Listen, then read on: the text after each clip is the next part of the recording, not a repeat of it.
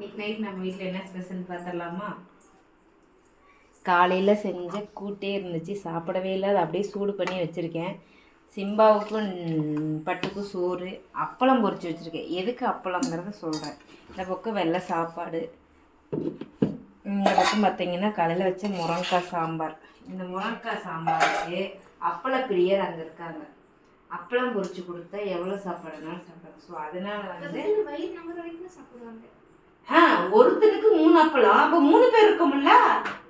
அப்புறம் நம்ம வீட்டு பட்டுலாம் அப்பளம் சாப்பிடுவாங்க. ஸோ அதனால வந்து அப்பளம் அவளுக்காக ஒரு அப்பளம் பொரிச்சு தெரியுமா? ஆமா, மதியானம் ஒரு அப்பளம் சாப்பிட்டான்.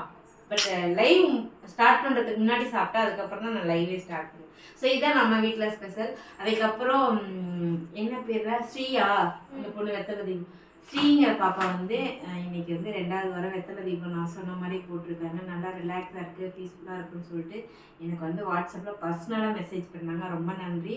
ஸோ தங்கம், நீங்கள் வந்து இன்னும் மேலும் மேலும் உங்களோட பிரார்த்தனைகள் படிக்கணும்னு சொல்லிட்டு நான் முருகன்கிட்ட வேண்டிக்கிறேன். நீங்களும் நல்லபடியாக வந்து உங்களோட வேண்டுதல் நிறைவேறதுக்காக நீங்களும் சாமி கும்பிடுங்க, நானும் சாமி கும்பிடுறேன்.